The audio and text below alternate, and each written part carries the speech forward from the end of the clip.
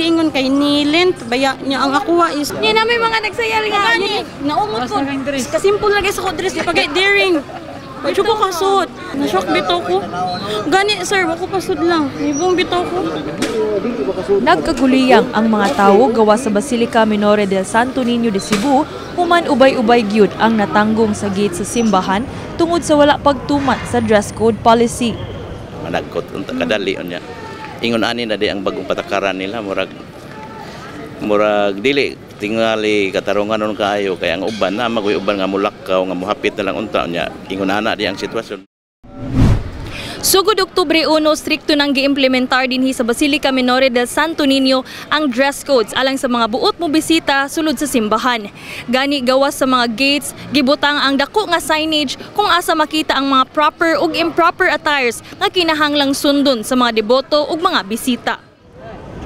Lakip sa gidili ang mga sleeveless nga sanina, shorts, mubo nga sayal ug ripped jeans. Apan dunay uban nga wala kapugong sa pagreklamo sa pagtugot sa security personnel sa mga estudyante nga wala kaabot sa tuhod ang gisulob nga school uniform.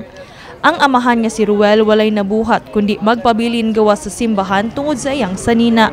Ang ito ang laki tato nga mag-short okay ra mga estudyante na noon gipasud. Daghan pa jud kayo. Pipila sab sa mga turista ang dismayado nga gidid-an sa pagsulod sa basilika.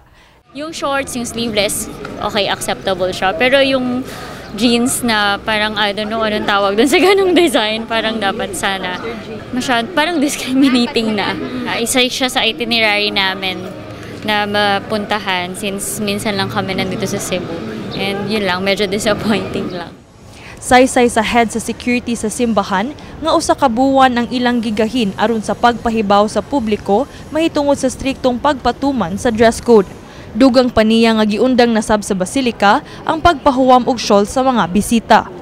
Wala nag-pull out ng among shawl sa gina-announce na sa ato before sa misa nga wala na gyud tay shawl kay ngano ingabot sa sod tangtangon manggod nya nasa dunya ireklamo.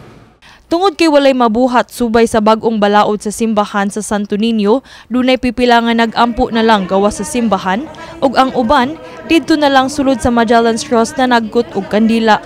Okay sad, pero mas ako sad mas nindot sad makasuod jud sila kay gustong makaampo to makahikap senior.